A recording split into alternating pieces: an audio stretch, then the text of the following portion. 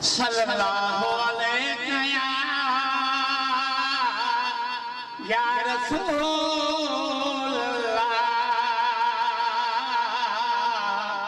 वसल्लम अलैका या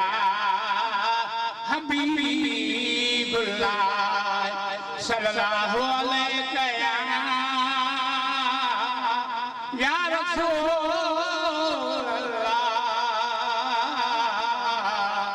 वसल्लम अलैका या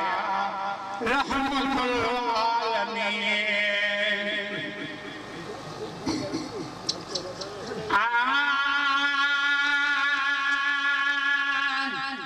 मोमिन मुस्तफा दे जो अचण वारी रात आ मोमिन है मुस्तफा दे जो अचण वारी रात आ है बेशक बख्शिशी वई मुझे जन बच जमात आ है बेशक बख्शिशी वई मुझे जन बच जमात आ मोमिना है मुस्तफा दे जो अचण वारी रात आ मोमिना मुस्तफा दे जो अचण वारी रात आ ओए सुनो मारो हितऊं है खाली किया मोट जा है धोबी की ओ धोए दिए सतराया जो धो बंदा है सुनो मारो हितऊं है खाली किया मोट जा है धोबी की धोए दिए सतराया जो धो बंदा धोबी की ओ धोए दिए सतराया जो धो बंदा है सदके मेरा मोहम्मद जे माफी मुशक्कलात या मोमिना है मुस्तफा जे जो अचण वारी रात आ मोमिना है मुस्तफा जे जो अचण वारी रात आ ओ जे आए बजो चुनल पर जायो है पर जानो सोलड़ो पर रुको बांधो पाया है देखे हो बजो चुनल पर जायो है पर जानो सोलड़ो पर रुको बांधो पाया पर जानो सोलड़ो पर रुको बांधो पाया है दिन पे मेरा पुसाया देखे हसन नीरो आया मोमिना मुस्तफा दे जो अचण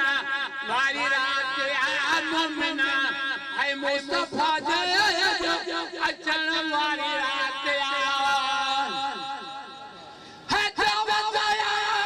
मुझे मोहम्मद करीम जी है हमारे आमिना दे न बच्चे यतीम जी है बताया मुझे मोहम्मद करीम जी है हमारे आमिना दे न बच्चे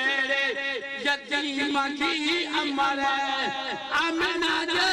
न बच्चे यतीम जी है रो हिंद अंगड़े सुरे हुजूर दी जात आ मोमिना मुस्तफा दे जो अचण वारी रात आ मोमिना मुस्तफा दे जो अचण वारी रात आ है बेशक बख्शिशी वई मुझे जन बच जमात आ मोमिना मुस्तफा दे जो अचण वारी रात आ है रात जो में अदालत या रसूल थो है शेरो महसर तुझो मुको बोलो थो शेरो है महसर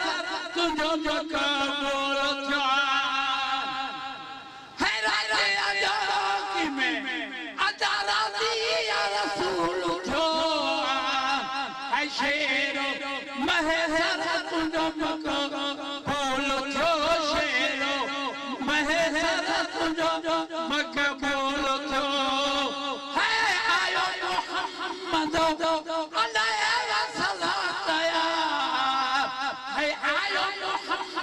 अलैहि सलात या मोमिना है मुस्तफा अचन वाली रात या मोमिना मुस्तफा अचन वाली रात या बेशक बख्शिश